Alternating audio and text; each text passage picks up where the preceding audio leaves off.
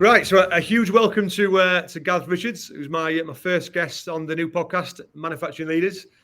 So Gareth has worked in manufacturing for over 30 years, been a loyal servant for two businesses in that time, 20 years at Black & Decker and 10 years at Salamander Pumps. So Salamander Pumps are one of the UK's leading manufacturers for shower and domestic water pumps. So I believe I'm right in saying the last 3 years, Gareth, you've worked as a technical and operations director, managed a team of 50. Yep. Incredibly well respected in his work, and I'm over the moon to have him on the podcast. So yes, welcome. How are you? All good? All good, yeah. Thanks for having us. Looking forward to it. See where we go. Yeah, same. So look, I'm going to kick this podcast off the same way every single time. It was the first question, which is for you. What does it mean to you to be a leader? I mean, I give this a bit of thought, really, but I think I've put it into two buckets. One is what do you need to be a leader within a business, and what do you need to be a leader to people. Nice. Right? So I've split it up a little bit. I mean, from a business point of view, I think it's always important to have real clear goals and strategy. That's the first part. And the bit that is the hardest bit after that is the communication right the way through down into the team. So everybody knows within the business what you're trying to achieve. All right. And a lot of things we do, one of the things I took it in from my Black & Decker days, we used to have, if we're doing a new project, and that can be a ground up design product, it could be something we're doing in operations, is what's the killer claim? What we're after. So in my Black & Decker days and all the rest of it, the killer claim was, and this was before battery products became huge. Yeah. I'll give you an example, it was the performance of gas. It was an American company, so it's the performance of petrol in the UK, right? But it was that was it. And that was the tagline that was used all the way through. But what that drove from a strategy point of view was, right, how do we do that? Is it runtime? Is it performance? And you work with the marketing guys and you got clear KPIs that was going to go all the way through. And I treat that's how I do whatever we do. I come back to what we're trying to achieve. What is that killer claim? And then work back down through it and all the rest of it. So I think that's really important. And then communicating that bit is the bit that everyone strives for. Everyone says they do it really well. I don't care. Nobody does it 100%. It's impossible to do it 100%, but you try your best to go over. So I think that's you've got to, am I communicating correctly as a leader, the business strategy. And it's making the team inclusive in that as well. And I think you're always looking for improvement, right? You're always looking to go from your people, from what we're doing as a business. You're looking to see how can you improve? What are the opportunities? And talking to people, like I say, that inclusive of having good stuff around you that you can talk to and go, what do you think we need? And they're usually somewhere near where the business wants to be and all the rest of it. But if you've had that chat and then it comes out from the top, oh, that's what we want to do. It's like, I had that idea. And they're bought into the process straight away. So that's the key bit. And that's why I say people is the next bit and all the rest of it. And something I've prided myself on over 30 years and all the rest of it. We'll talk about this later probably, but I come through the apprentice route. And so I've been at the bottom in terms of getting the tea, right? Yeah. And you it through.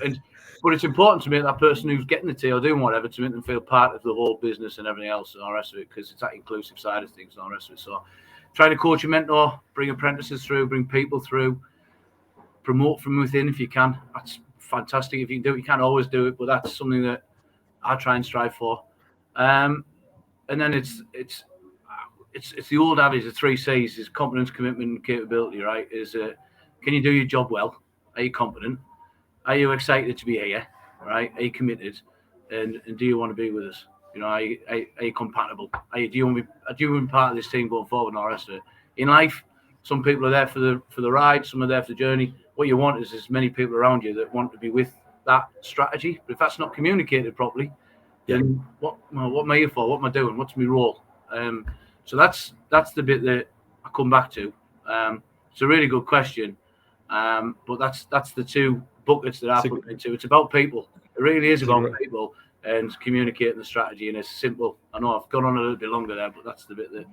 It's a great answer, you know, and I learned a lot from that. I think what I take out of that as well is that you've got a vision there, and you've got a vision there. I think if that vision becomes the culture of the business, and that becomes what the team focuses on, and by the sounds of that, everyone's on board with that. And like you say, you're involved in them in that decision. That those decisions become theirs, and then it is one. It's not just one person telling someone what to do. You're together. So Yeah, that's ultimately, I think that has to be the goal for any change within a business to do so, to involve people in that decision process.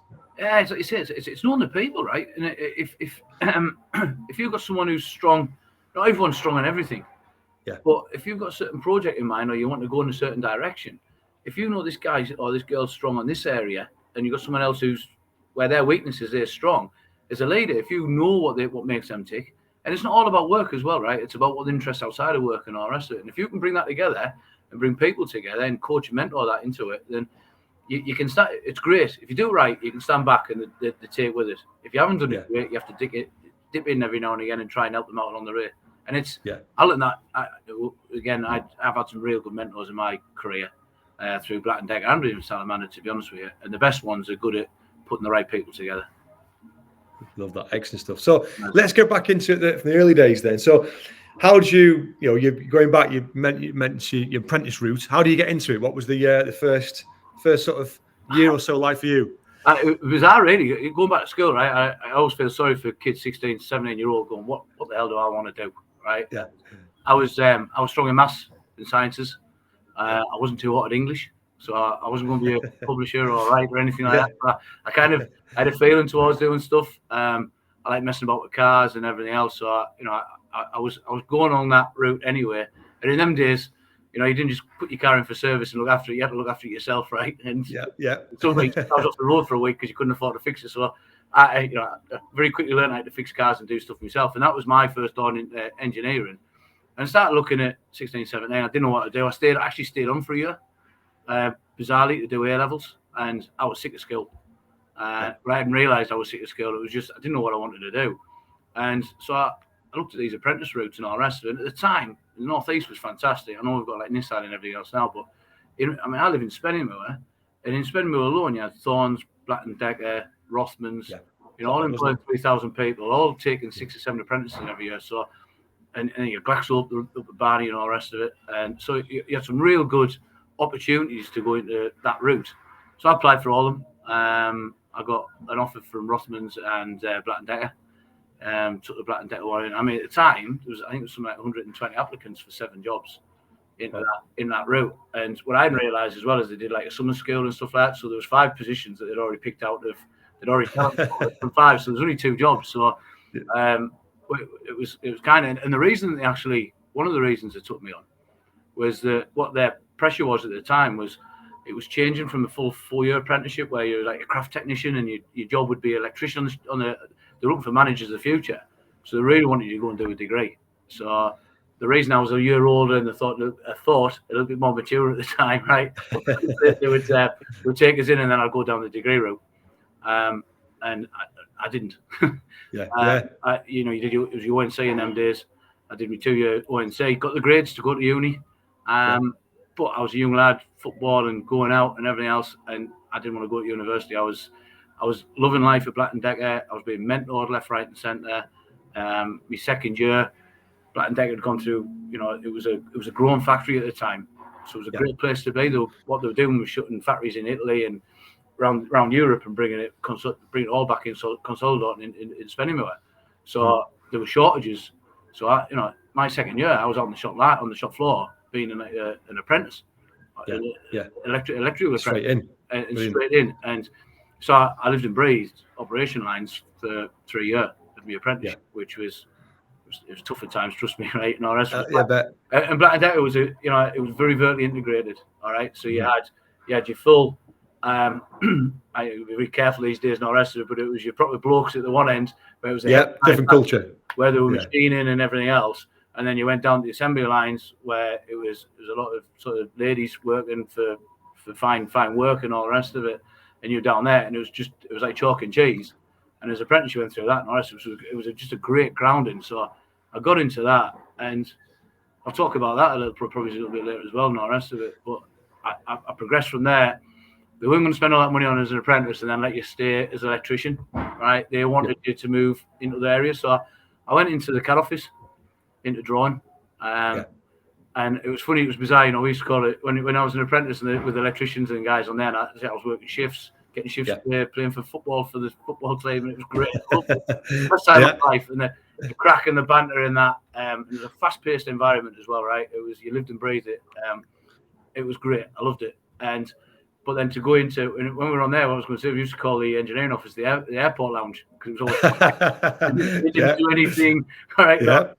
And besides that, I moved into that area now, and now it's like there's still that disconnect between the two. And I'm in a role in Salamander, where it's a small place, and you can break down barriers where you've got manufacturing out the door and all the rest of it. And it's something I loved, it's something I got brought up with, and a lot of the appeal of Salamander is that you've got all the functions in one place, which is a rare thing. It really is. Yeah, it is. So I got into, I saw it all through that tenure at Black & Decker. So I sort of CAD office, opportunity to do new products and all the rest of it. You talk to people, Mark, who go into, at the time, in the auto industry, right? A senior engineer, I knew guys left Black & Decker and went and they were given a partial shelf to do. Yeah, yes. Wow, you know what I mean? No, you've got to do your time now as in the auto, build yourself up, and then principal jobs. You know, them guys are 56-year-olds. You're going to have to do your time again, and it was a shock to the system for them. And I'm like, going, wow, I'm getting projects given here. I can change how things work and all the rest of it. And that experience in manufacturing and thinking about design for manufacturing and then taking that in was, I was very lucky as well, right? Because it was just that everything was changing in the world. Things were, you know, the assembly side of spending was going to move. It was going to go to different countries eventually, and my career sort of happened at the same time as all that was going off. So I did 2 or 3 years as a sort of junior and a design engineer and a senior design engineer, doing big projects, multi-million-pound projects, and loved it and all the rest of it. And then that's but I mentioned design for manufacture, and I always remember as a liaison engineer, which is, you know, you looked after the existing products. And changed something simple like changing a crimp on a drill that was to push in onto a PCB board. And we changed it, and it was sharper. And all the girls down the line were going crazy because they're cutting all the fingers. So I changed it back over, put it all in, and thought it was a hero. Right? We get a lot of satisfaction from that as well, because it's that realization. But then, as you're designing a full blown project from start, I was never going to put that other terminal on it. I was always going to use the crimp that was better for the guys on the line. Yeah, and so that's where I started, and that's where the love of it all came from, all the rest of it. And I think that you're very lucky as well when you see a product and then you see it in catalogue or you see it in B&Q and all the rest of it. Like, look, I was part of that. It's a massive thing. So that's where it started, really. And I'm going to say that the passion oozes through you there, and I think being part of a massive brand like that, like you say, you are, you know, a household name. I mean, 20 years into a business is rarely seen now. Do you know what I mean? It's very rare people stay more than 5 years typically. I mean, do you think for you it helped you into your career being with a business for that long in terms of what you're doing now? Was it a good ground in that? 100%. And the bit that's the ground and all the rest of it is that you're surrounded by really good people. Yeah. All right. You were surrounded by good purchasing people, good quality people, good manufacturing people, good engineers. Do you know what I mean? And all the rest of it. And if I was hungry, I was always hungry to learn. Right. Yeah. And I think if you're hungry and you're enthusiastic and you get alongside the right people, they're quite happy to impart that knowledge to you. Yeah. If you're not, you just get treated like whatever and all the rest of it. So I think that because I was hungry and I was surrounded by really good people, I could learn off them. That helped me through the career of Black & Decker. And then, like you say, it was a changing environment as well.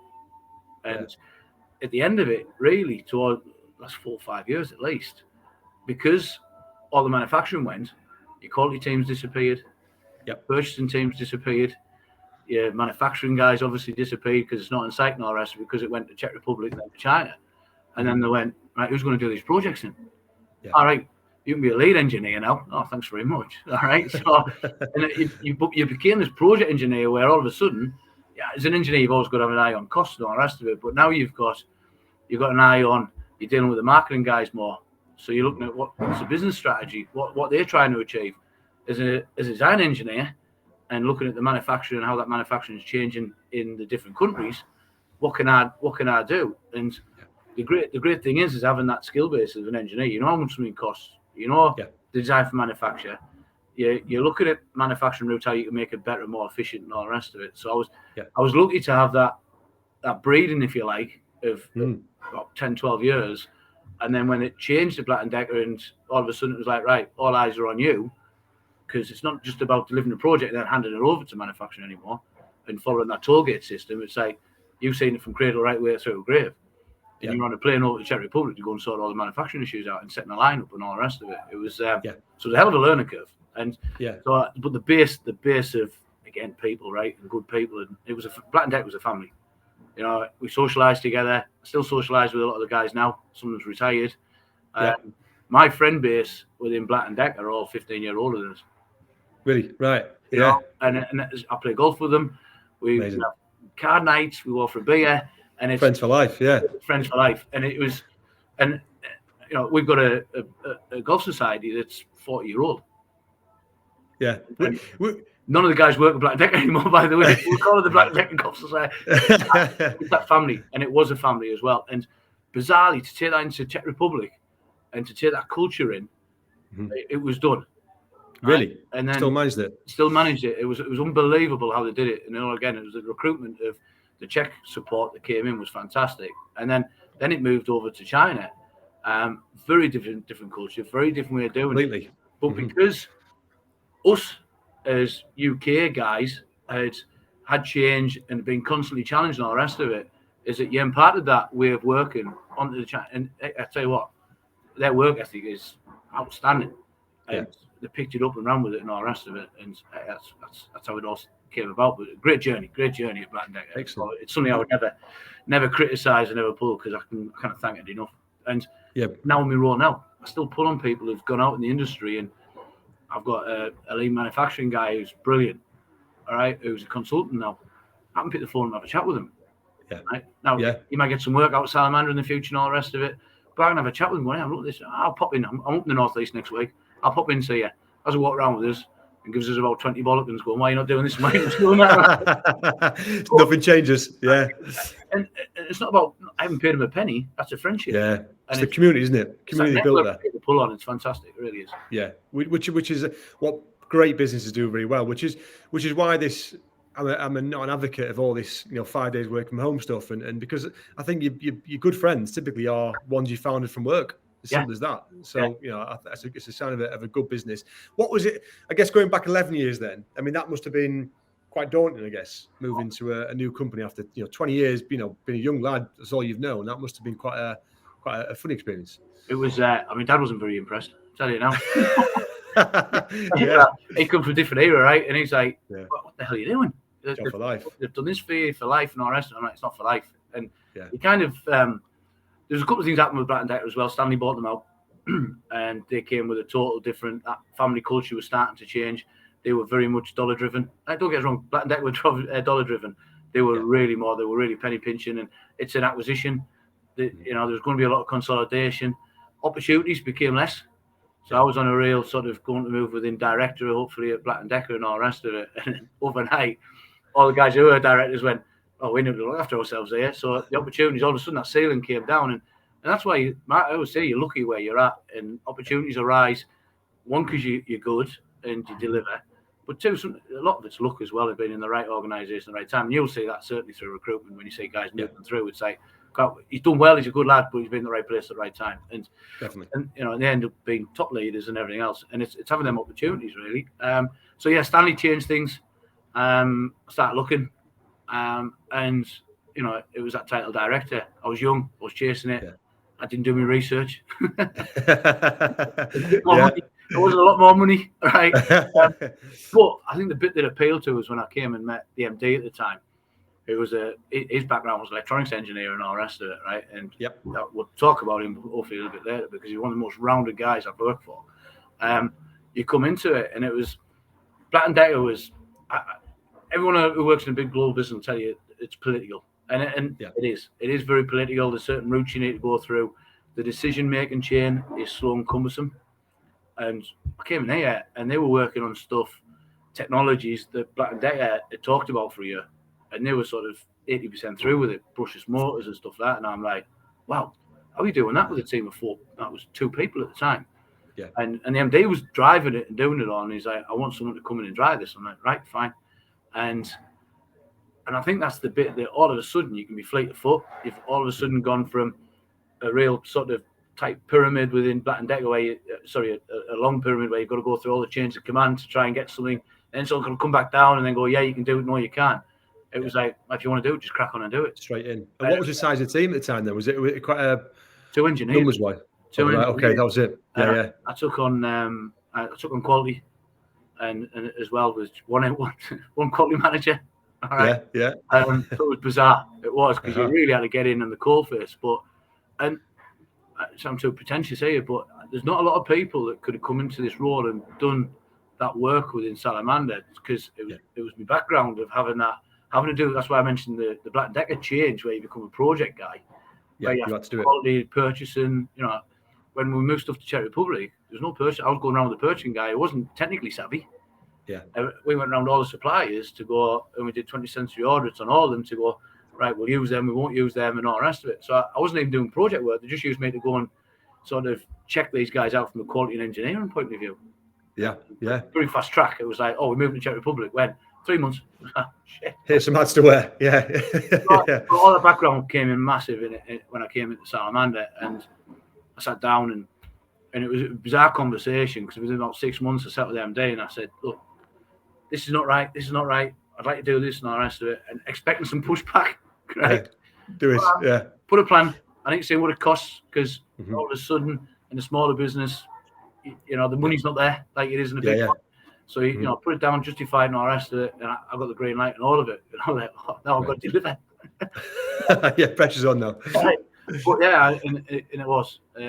It was, you know, I was like a pig in the proverbial, to be honest with you, because it was just massive opportunities. The products hadn't been touched for 20 years. Yeah. I mentioned before, the British Race and Green. There was no design for manufacture. There was no economies of scale in terms of purchasing. We had something for one range that we do. We had something like 15 motors, and we've took it down to 4. Right? Yeah. It's a different business. Black & Decker was low value, high volume, where Salamander's high value, low volume. But from a purchasing strategy, the more that you can get onto that 1 or 2 volume, you've got more leverage to work with. Definitely. And then, because of me Far East connections in terms of the purchasing route, guess what I've got? I've got purchasing as well. Little bolt on there for you. Yeah. And that's been a 10-year journey. And COVID and everything else is that, you know, why did we move everything to China? That was him. And I'm like, yeah. You've had 9 years of good savings as well, by the way. But it's it changed the mindset a little bit to that route. Even now, I'm thinking about it now, going, how is that strategy right now? Is it going to be right for the future? What's going to change there and all the rest of it? So that was the journey at Salamander. It was everything. It was everything from getting better quality. The quality wasn't great. Getting much better quality. Getting new products out there quickly that didn't look dated. Not living with problems. Typical of an SME, live with quality problems. Don't address them. And you know, we'll just put a sticky plaster over it. And I'm like, no, just put some new tooling down. What? Bloody hell, $3,000, $4,000. I'm like, just fix it. I remember we had one problem when I came in. It was on the activation of the floor, and they messed around for a bit on this and all the rest of it. And it's like, you know, as you come into a new business, right, you want to prove your worth. Of course. Not up. This was down. As well. Guy's been here since he's 16-year-old. He knew it all and all the rest of it. He's like my right-hand man now, by the way. But it was you know, I wanted to prove myself to them that I know my onions. And you went through this, and they're like, and I'd done a Black & Decker, you'd done rapid prototyping. So it was like, and the parts that should be 20 pence a part are £2 a part. The tool would be cheap. But we got it in, got 2,000, and that looked after us for a month while we wait, or a couple of months while we waiting for the tool to come in. But it was just a mindset difference that they hadn't thought about. So my grounding in a bigger business, that's a great example actually, of grounding in a bigger business to go and spend the money when you need to go and spend it. Great in Salamander. We go, all right, well, that's the way of doing it. And it's kind of a culture that it's like, I said to everyone, if we want to go faster, we want to go quicker, or we want to fix something, it can all be done, but you've got to spend money. Don't be if not, it's a sticky plaster. Yeah. And don't be frightened on my door and ask for it. The answer might be no sometimes, because commercial might not be the right thing to do. Yeah. We either push the project back, we live with it, or you spend the money, because there's always a way out. You just got to spend the money. Yeah. The first MD I had at Salamander and all the rest of it, when I had to go for a psychometric test and all the rest of it, and one of the things that came about was that Gareth will spend his way out of trouble. He was the Yorkshireman, right? So that made him nervous. Yeah. That's a great thing. That's exactly what you need. So it's foil to him, because he was a tight Yorkshireman, to be fair. As a foil to him, it was good, because I'm like, no, spend the money, do it. And it did breed a different culture. And to be fair, I think he would say the same, that it opened his eyes to doing things differently. Yeah, and you've obviously implemented a lot of change for the better there. And in terms of the business, that's grown monumentally since day one for you. Absolutely, yeah. I mean, got an engineering team of 6 now, quality team of 5, purchasing department of 3. You know what I mean? Yeah. It's gone massively. Nice to see that transition. People's left of their own accord sometimes, natural retirement and stuff like that, and that's given me a great opportunity to do it. So I've done it in the right way as well, because a lot of people have been here for a long time. So I haven't come in with a scythe and chop and change. It's happened. It's been a natural progression, but I knew that person might leave, and I think, right, when he does that, do X, Y, and Z, and all the rest of it. So it's been a slow on the people side. It's been slower actually. Probably we've been really fleet of foot and we've really moved things. The people side of things has been a little bit slower, because everyone wears many hats in an SME. So it's not when you're measuring their KPIs of like, what have they delivered for this year and all the rest of it that they failed, because they might have failed on this thing, but what they've been employed to do, but the other things that they do within the business, they've over and beyond. So it's a little bit slower in that turnover of people.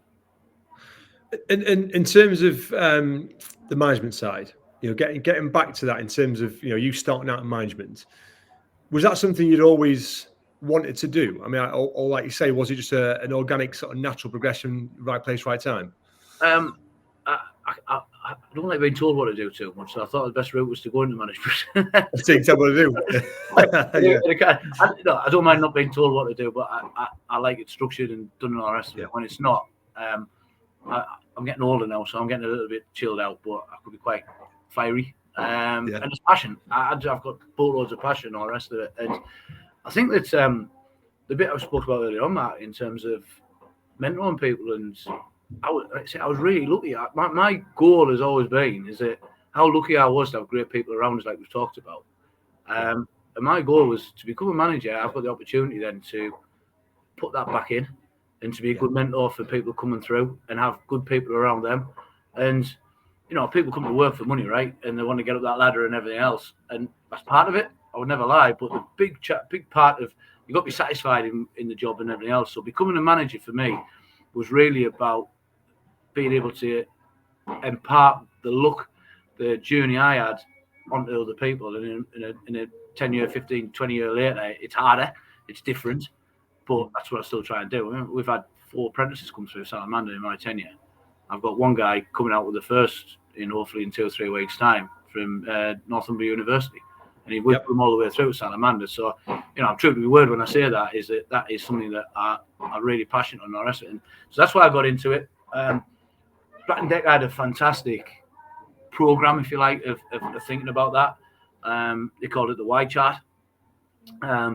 What you could actually do was that not everybody is going to be a good leader, is going to be a good manager, or actually wants it. Yeah. We got sat down at a relatively young age, to be honest with you, as we were doing project work, and said, my boss at the time, who's one of the better people I've worked for without a shadow of a doubt, basically said, look, we've got 2 routes here. You can go down the management route, and that's going to take a while. You're young, you've got a lot to learn and all the rest of it. We'll take you there and we'll support you. Or you've actually got to a point in your life where you can go down the principal engineering route, where you just become a specialist engineer. And all you do is pure engineering and all the rest of it. And I work with guys who were fantastic engineers, who would have been the worst project managers or the worst people managers in the world, but they were fantastic at that. And that's what Black & Decker did to split it. I've always kept that in my head in terms of people who got here, because you want progression. You say who's going to be the natural one who's going to pick that up, and who's actually just going to be a specialist. And I think that people worry, and what Black & Decker did, it was a Y chart and had the salary brands all the way up as well, to go, you're a principal, you want the same money as a program manager or a manager within Black & Decker. It's going to be the same balance. So people didn't feel, oh, well, I've got to go down the management route. That's where my salary's going to go. And I think it was a real powerful tool, because what you got was lads and girls going, well, I'll tell you what, I want to be a manager, so I'm going to do that route. Or actually, I'm quite happy being just an engineer, but I can get I've got a career path to go down it as well. So that was so that's where it started for me. Was that was the route. But for me, it's always been about being able to impart that look, that structure, that strong people around me, personalities, family feel of working somewhere and being able to be. That was why I wanted to become a manager, and I like to. I've always felt I've had good vision of what the business needs and all the rest of it. And when you can say something, the most frustrating thing in the world is not having the voice. Of something where you think that's a good idea or that's a good strategy or whatever, and then not being able to enforce it. And there's thousands of ideas lost across all businesses where people aren't allowed to have that voice. And I thought, right, I've always had that type of person that was like, why are we not doing it like this way? Why are we not doing that? And I thought, well, the only way really to make sure you do it is to get to that level where you can be a manager and all the rest of it. And then you come to Salamander, which is a smaller business and all the rest of it, and it gives you that autonomy. Absolutely. And but you influence the purchasing route, the quality route, the manufacturing route, and all the rest of it, which is where I've ended up now. I've got operations now. I mean, God help us. No, I think it's fascinating. I mean, I've heard a few things before about Black & Decker in terms of their culture, and I find it interesting. I mean, we're going through that exact process now. We're looking at our stages, and it's interesting. I think when you start a business, you just want people to come in to manage. And then you get to a level that we're at now, where actually not everyone can be a manager, and you realise not everyone wants to be a manager. And like you say, when you put those structures in place, people are motivated by different things. And I think what I'm finding now, because I've always wanted to manage, that isn't for everyone, and it's understanding that people have different drivers. But it takes a bit of time to get your head around that sometimes. If that's what you think, isn't it? Absolutely, and it is. And you've got to be kind of, for me, I always say, even when you're recruiting, I think I've said this to you before when we've looked to recruit with working with yourself and all the rest of it, is that a CV comes through, right? When I want to give you a spec mark, right, and you're going to give us a list of people, I know that they're all qualified and they're all capable of doing the job.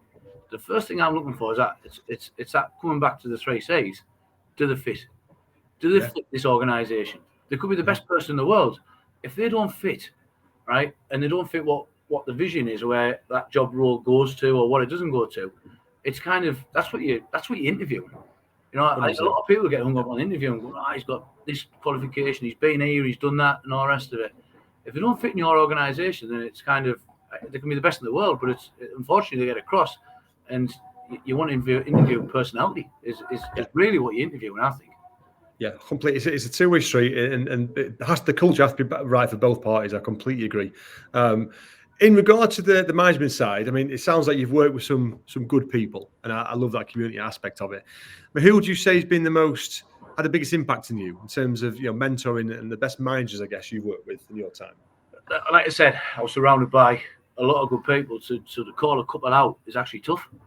Yeah, that's how strong I've had. Yeah, but that's great. I had a engineering world, male orientated in my day a little bit as well. I had a female lady called Jill Hewson, who was program manager. Her background was purchasing, which was a very different move for Black & Decker to put a purchasing head in charge of. I worked in outdoor tools, power tools, which is trimming edge clippers. They brought her in as sort of director of that category, and I worked for her. And when I talked about earlier on about putting people together, right, the right strength, she was fantastic. She was a great, real good. She knew, God, everything about us. She knew everyone in that team, and I would sit and have a chat with her, and she would criticise us, and I'm sitting there and I'm getting a rollicking in a roundabout way, and I'm saying, yeah, fine, yeah. She just had that way to make you think, that way to think, am I doing the right thing here? Was that the right decision? And you never felt you got a rollicking, but you were getting that, you know what I mean? But she was just a great leader, great, strong, respected. We were a timeline constrained business in Black & Decker, right? Is it even harder on outdoor power tools because it's seasonally led, right? So because it was global, that had to launch, had to be built and launched and gone, and so it had to be built in China potentially, shipped and everything else in October, November. You miss that by a month, you've lost a whole season of that product because it goes out globally, and the seasons are different around the world. So it was that was hell of a pressure on. We were marketing led, so the marketing team are changing what dots they want on the box. They're changing their markets all the way through. So you had to be you had to be really, really strong to manage the marketing guys, so it's sort of coming down, if you like, manage expectations and having the right team to deliver it and all the rest of it. She was fantastic, really, really good. So yeah, Jill was massive influence on me. And the other thing, Mark, as well, is that what was impressive is that she was a lady in an engineering, male-oriented world at the time. It's changing, thank God. Yeah. But so she had to be strong. So that was a great learning and all the rest of it. And it was just a strength of, I'm going to do this by hook or by crook, and if you get me away, you get me away. She was the character, so determined to do it all, and it was like, well, God, if you can do that, you know, I was classically trained design engineer. I had more tools in my locker than what she actually did in terms of the know-how. Right. So it gave you that confidence. But the management side and how she managed the team and all the rest of it, wow, learned loads, fantastic. And then the other person was Tony Graves, first MD at Salamander. You know, we did great in Salamander. We've grown like we talked. You know, we've had, you know, it's doubled its turnover in the 10 years I've been here. I worked 7 years with Tony in here, and that was the other side of the coin. All the rest of it, right? I always said, I come to Salamander, I've come here to be a businessman. Very corny, right? Yeah.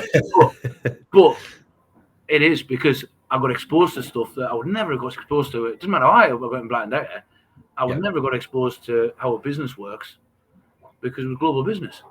It would only ever have been my little pocket. It would never have been the top echelons of strategy and what you're doing. However, at Salamander, it's, you know, you're budgeting, you're looking at the strategy, what we're going to do. Where do you think we should take the business, Gareth? What? Right? Never been asked before. Fantastic. And for someone like I said to me, I was hungry. That's where I wanted to be.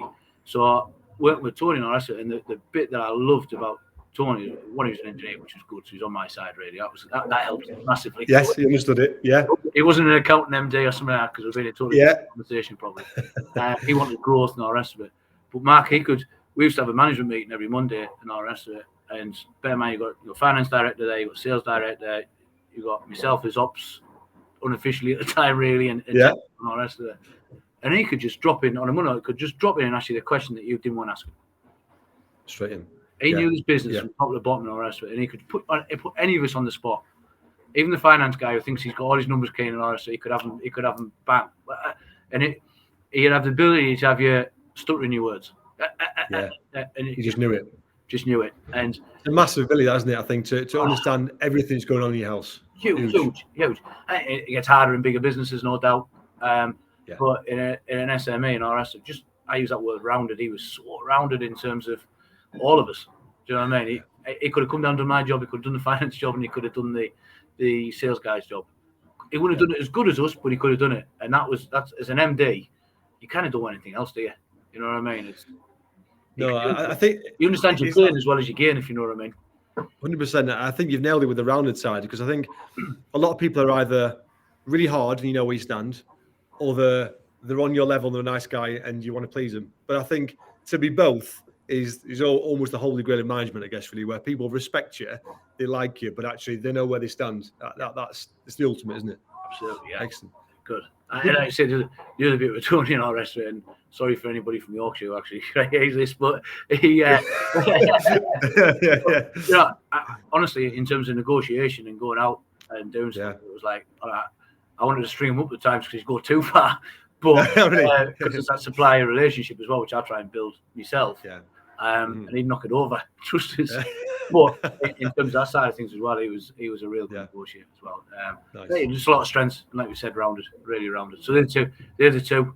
But God, I could list 20, honestly. Us Yorkshiremen like to watch Akash, definitely. No doubt about it.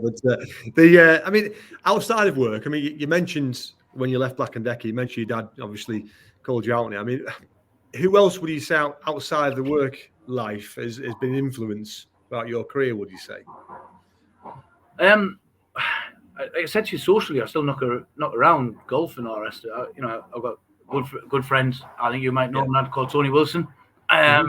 He's now MD of Springfield Football Club. Operations background. He's been he's done everything. Got the T-shirt and everything else. I worked with Black and Decker for him. I didn't really know him at Black and Decker, to be honest. I knew him, but I wasn't good pals with him or anything like that. It was more through the football that I knew him in other ways and all the rest of it. And people like that, I picked the phone up to them through COVID. I was having it was a tough period, COVID, right? Especially running a small business with material issues, trying to do it and everything else. And Matt, it wasn't just about, are you thinking about this? Are you doing that? No, it was, do you want to give a golf? Aye. Yeah. And just going out and walking around the golf course and having a bit of crack. And mentally, it was massive. So people like that, fortunately, they've all got a Black and Decker link. All my kind of mates that I said to you, and they're all older, so they've all done it, got the t-shirt, and come out the other side a little bit, it's massively helpful. Right? And so a lot of them, and then really, look, my dad was paint and decorator. When we were kids, the 80s, growing up. Yeah, right, we've all been there. When everyone had BMXs for Christmas, I got a Grifter, which is the bike 2 years before, and all the rest of it put together. Yeah. Dad worked, came in on his team, went straight back out on a night. Artexing in them days. At 16, I was going out bumping Artex with him and all the rest of it. So, he put in a work ethic into me that's there's never been lost, because I feel myself filling up now as I'm talking to you about it, because it stays within you. He had to work hard to give me the opportunities I got and all the rest of it. And then I look at my two kids now and I think,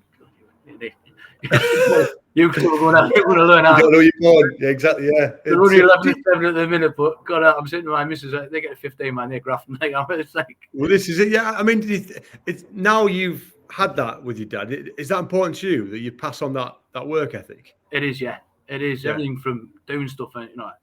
I'm, I call it tight Yorkshireman. Anything in the house I do, all right? Whether it's electricals, paint and decorating and all the rest of it, because he was handy, right? I'm handy-ish. I'm not as good as he was, by the way, but it's like I'll do anything myself. I won't pay anyone to do stuff. So all them tools and doing stuff and all that. So if I'm building or doing anything, built a shed last year and converted a garage into a pool room and stuff like that, the kids have had them in there doing stuff, just using a hammer. My dad didn't have much patience, by the way, right? So making shades and doing stuff and all the rest of knocking the nails about, knock them in square, or not knocking them in square. I used to get, give it here. But I'm trying to be a bit more patient than he was with me, to be honest with you. But yeah, it is something I try and impart into them, because it's massive. It's huge, isn't it? There's links, isn't there? With there's massive links between parenting and management, huge links. I mean, will you say you're a very different manager than you are a father, or? I mean, my kids aren't at an age where I've got that teenage issue yet, which I'm sure I might struggle to manage, to be honest with you, and all the rest of it. But yeah, I think there's loads of stuff. I do football coaching. Do you know what I mean? It's like, so I was there last night. 15 kids, 11-year-old. Yeah, I'm 47-year-old, right? You need some patience, right? Yeah. But I did everything I wanted to do in football. A lot of coaches just say living their life through the kid and all the rest. So that is not me. I'm just there. I want them kids to do and all the rest of it. And it's like they play as a team with heart and passion. Some of them are not the most talented. They're in mid divisions, right? They love it. They come off the pitch with a smile on the face. And I'm like, as long as you've all given 150%, I'm not bothered. So my kids, what I do, coaching and everything else, that my number one for the kids and the coach, I say to them, just try hard. Yeah. Everything else will fall out of that if you try hard and all the rest of it. It's no different when I do work. As long as everyone's doing it and all the rest of it, they've we come back to the 3 C's again. Even with the football team and my kids and everything else, do they want to be there? Do you know what I mean? Are they capable, good enough for that mid division and all the rest of it? And do they fit? If I've got, it comes out to parents and kids, by the way. If they don't fit, I'm very good at weeding them out. It's not an ability. It's whether they've got to the, that clear strategy, communication that I have within work. That's within. And I'm using my kids on that football team as a sort of leveler with it, Mark, because to answer the question really is that I communicated from the day I took the team that this is my way, so I'm going to do it. If you don't like it, talk to me. But this is the kind of route that we're going to go. This is the journey we're going to go on. And they all seem to come to light. And at the minute they're doing well, so I'm getting lots of praise. Next thing for a division, but that's the same as management, right? When it's all going well, everyone's happy. You have 6 months of bad sales or something, all of a sudden everyone's niggling and going to each other. So loads of parodies with that. And that's my get out of jail break off time is the football coaching with the kids. And then You might get the call from Tony and Spennymoor if you keep it right. It's actually and all the rest of it. So I'm trying to bring kids to the future as well. I should be on the contract as a 10% because I might need it. But that, and like you say, out of work as well. I'm chairman of the cricket club junior section. Started with 20 kids. Went in. I'm going, what's your strategy, right? Yeah. What you're looking at and all the rest of it. Yeah. Went in. Went right. I'll write your 3-year plan. Wrote a 3-year plan. Done all that, and you treat that as a business. We've had, I can't tell you how much, but a lot in grants over the last 2 years. The first document that the guy uses, who's the treasurer, who really runs the club, is that 3-year strategy that I did 3 years ago when I first joined. So you put it in, you put that into councils, you put it into people, they go, oh, these guys have got a plan. They know, and the spend goes up every year. What we want support from the local community and everything else. No different to work. And all the rest of it, and so that's my release. And to see the kids have gone, we've gone from 20 to 80 kids in 2 years. Brilliant. Fantastic. Excellent. So I know it's not work, but it's all related.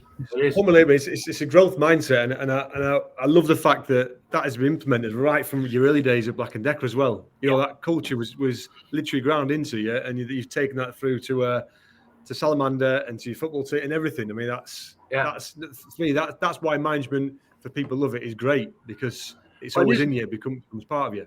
It is, and you do subconsciously. You don't realise you're doing it at the times. It's not until you sit and have a conversation with someone like yourself, where you do something like this, where you go, right, and you sit and think about the conversation we're going to have today, and it's like, there is. You don't think about it, you just do it, and it becomes natural. At first, it's like, why am I doing it? Is this rubbish? Is it right? And all the rest of it. Then you see it work. It's like anything, right? Once you get that first one over, and you see it working, and you see that development, you go, it does work. That is a good. And you doubt yourself as well. You know what I mean? Yeah. It's like you say, I'm approaching 50. I'm trying to keep that on back of my mind at the minute, and all the rest of it. But it's as you get older as well, you go, actually, and that's the bit you wish you could tell your younger self at times and all the rest of it. But that's been part of the journey. Exactly that. Perfect stuff. I mean, in terms of, if you look at manufacturing now, obviously you came through at the time the non-academic route, the apprenticeship route. You've gone back to Open University, you've done degree side there. There's always a big debate about degrees or no degrees work. So I mean, where do you stand now? I guess you've always done both sides of it. I think it's a great question, by the way, and I don't think anyone can give you an answer. The current state we're in at the minute. This is it. I think that both important. All right, there's definitely, as I've got older, if you'd asked that question 10 years ago, I'm like, no, not degrees. Bring them through on the job and all the rest of it. But it depends what you need, what your business requirements are and all the rest of it. Sometimes a graduate is perfect. I think that the problem at the minute is, though, Mark, is in engineering that they've watered a lot of the degrees down. And it's businesses now. I mean, you'll know better than me and all the rest of it, but they're looking for a master's, right? Is what we would have classed as an equivalent to a degree 8 years ago. And now the kids have done masters. They're 26, 27-year-old when they're coming out into work for the first time. And 56 grand debt. And the green is grass. The sandwich courses aren't there. I like sandwich courses, so you get a year in industry. So you go, wow, how many kids were doing engineering, did a year in industry, went, bloody hell, didn't realise this. And guarantee the grades got better when they went back after that year. Guarantee it, right? They're not available, I don't think, as much as what they used to be. The work we had to do to find, I've got a full-time engineer who's on a full salary now. He's not an apprentice anymore. To try and find him a part-time degree course, we had to give him day release in the end. But to try and find something on it, I did Open University degree, all right? But there's just not the opportunities there for them anymore to bring them through. There's not the apprenticeships. So, I love the apprenticeship route. Obviously, I've brought, like I said to you, 4, 5 through Salamander, let alone. And it is my preferred route because you get education and practical. I don't think you can beat it. In engineering, other disciplines, I can see where degree works better. But to me, if you can do on the job and education at the same time, then it's the perfect mix. I just don't think the government, I'm not political in any really way and all the rest of it, it's a 10-year problem. And manufacturing in the UK has been watered down massively in that 10-year period, which has took away. So you can blame the government, but then you can blame what's happened to manufacturing. Why has everyone moved to China? Why has everybody moved to Czech Republic? Why did Black Decker do it? It's all about money in it. So that's the downside of it and all the rest of it. But I don't think we have and I talk to lecturers as well and all the rest of it, and they get frustrated because they're nearly shoving kids on engineering courses now that don't want to be on it. Yeah. You know, so and the dropout rates are higher than they've ever been and all the rest of it, but the intake's higher than it, so one follows the other. So I struggle. I think it's tough for recruiters like yourselves, like, because there's a lot of businesses got minimum degree, and every managed dog's got a degree these days. Exactly that. And then where, you know, does it become, is it a value having one? Because exactly that, everyone's got one now, and then the value of it is gone. So no, I completely agree. It's a really, really challenging one, and I'm exactly the same with you. I understand both sides of the argument. It's really, really difficult, but I think, like you said, if you can go the route you've done, where you've done the academic route second to already having the experience, much better. 100%. Absolutely, but the opportunity's got to be there for exactly that. You've got to have the support there and the opportunity there to grow within that, or you're never going to. The academic bit, when you do, it's going to be tough. You know, so exactly it's the opportunities there. It's something that you can tell probably frustrates me and all the rest of it. And it's, if a small business like Salamander can bring 4 apprentices through in 6-7 years, why can't others? I kind of don't get it, but it's short-sighted, isn't it? Yeah, short-sighted. As simple as that. It is. Unfortunately, it is, and it's a huge problem in manufacturing. I mean, in terms of, because you've had that ground and because you've had the experience you've had and all the management, you've obviously done a lot of good and a lot of great stuff, you know, already at Salamander, you know, to triple the turnover there. What would you say in all years you've had is the most sort of innovative sort of technology or strategy that you've implemented? Would you said that it's created the most change? You might need to cut this because this one's a long story. Sorry. No, let's go. Yeah.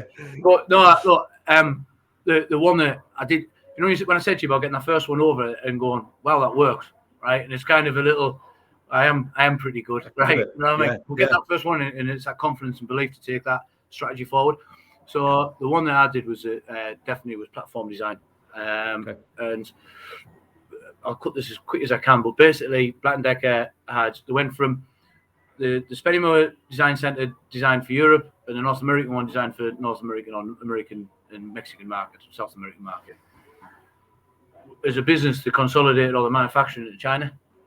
So what you ended up with was a SKU range of 100 string trimmers, some designed for North America, some designed for that, economies of scale. Even in the early days of the China setup and all the rest of it, all of a sudden you had, I don't know, 3,000 parts that you needed to go and buy.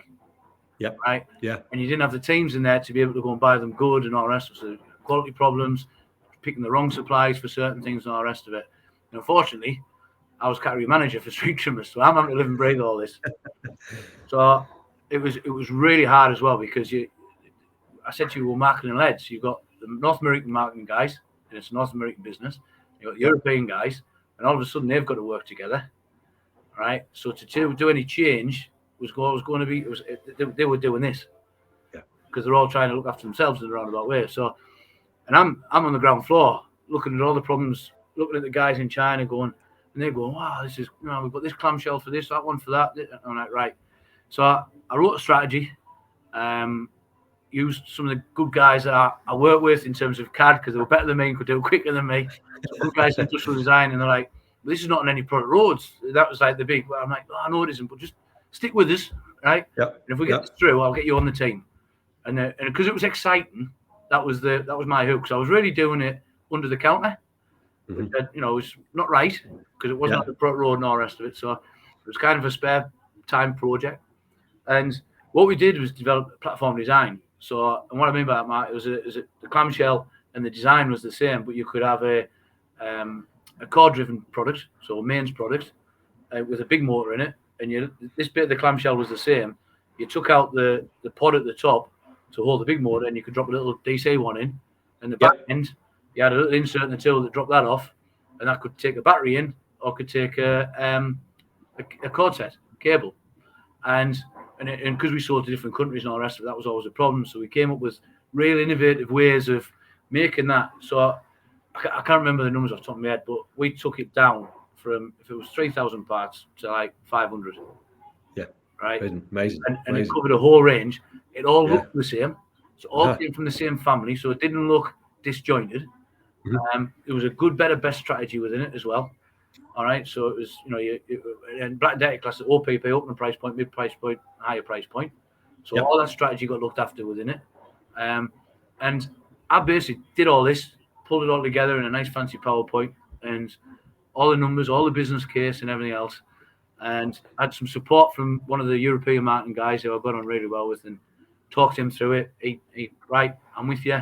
I went back, we need to change it because I needed him to drive it to get everybody. And we got everybody sat in the big boardroom at Spennymoor, and I'm up there presenting this. And I think one of the things I got fed back was that we were frightened not to do it because we didn't know if we'd get out of the room if we didn't sign up, because I was so you guys and passion was there. Drove it home and all the rest of it. And well, I mean, the capex for that was 100 million plus. It was huge, right? Massive crowd, the manufacturing equipment, everything else needed to change and all the rest of it.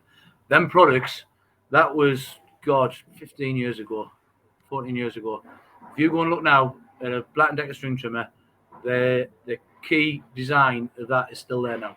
Wow, it's amazing. It's amazing. That must make the pride you must feel, even now when you see that, must be immense. Absolutely, because they're losing share as well in certain categories as well. So by doing it, all the economies of scale, the bombs come down. So you opening price point stuff. Well, the market tables are sold out. We can go and be competitive. We're not being competitive at the minute. So ticking the box for them guys. The high price point had more ticks on the box than any of our competitors, right? Because all that economies of scale and that platform design, your quality came down. The only problem with platform design is if you get, because it's all the parts are the same, if you get one problem on one part, you get it across the range. Yeah. So your quality has to be red hot in terms of control. But so that was my philosophy that I drove, petrified. I was doing mental hours. I was in China. God, I lived out there I wasn't supposed to live out there, by the way, but I was out there 4 weeks at a time, back home for 2 or 3, then back out again. We got it over there's the director of engineering for DeWalt and Black & Decker, Chinese guy, who I work with from 24-year-old, is one of my best mates. We talk on WeChat and Skype and everything else once a month. And then guess what? In my Salamander crate, when I need some help for China, do you know where to get these from? Cool. I don't. I'll go and ask his purchasing team, the Black & Decker, have about 40 people just to go and find out something for you. Massive. And we're good mates. We work together from 24-year-old, and we did that together, that project together. And it's legacy that is as well. Essentially, that it's amazing. And I never forgot for it either. I could walk into that Black & Decker office now because a lot of them guys are still there and all the rest of it. And I'm still held in high regard, which is a nice feeling. You know you are. You know, because people come over and have a bit crap with you and everything else. Chinese guys, no different to anybody else. So that high regard, and I've been back. I've been back when I visited China with Salamander. I popped in to see them all and all the rest of it, and you feel it, and it's lovely. And the guy I'm talking about and all the rest of it, he says, "I still like you," I'm like, "That's nice." It comes back to community as well, doesn't it? In terms of that team, and it's rare, but it's amazing, brilliant. Well, look, I'm going to end a couple of questions, say quick fire questions if you like. First, that comes to your mind. In words or phrases, would you say what 3 things would you say make a good leader? Openness. Yep. Communication, and I would say mentoring. Nice, excellent stuff. If you could go back to your first day of managing someone, okay, what advice would you give yourself, knowing what you know now? Courage in your conviction. It's the old head on your shoulders. Have that courage to go with it. No, don't doubt yourself. That's the one thing through all this wonderful stuff we've talked about and all the rest of it, have a sleepless nights. Trust us in thinking, is that the right thing to do? Am I doing the right thing? Have I put the right person in there? Have I done? And don't get us wrong. I'm sure anyone you talk to, they've got it wrong at some point, right? And all the rest of it. But if you're getting it right 95% of the time, it's having that courage and conviction and all the rest of it. But it also helps you later on. It's like now, with decision making now, you're kind of more forceful in your decision making because you've had that good success in the past. But that's the one thing, to go back and have that. And the other thing as well is take a step back. Just give 5 minutes for that brain to go to that mouth, rather than just whoosh. And that's a massive one, by the way, and all the rest of it. And I say that all the time. I was the guiltiest of it all, and all the rest of it. It was just like boom, I think this and this is what you should hear, and it just came out. And it's as you get older, you kind of take a deep breath and you think, right, I can answer that question how I want to answer it, but just in a different way. And that's it's the old average, isn't it? But it's true. It is. It's probably the biggest one. Love it. Thanks, Gareth. That was great. Really appreciate that, mate. No, thanks for the opportunity to talk to you, mate. I've really enjoyed it. It's good. It's made us think.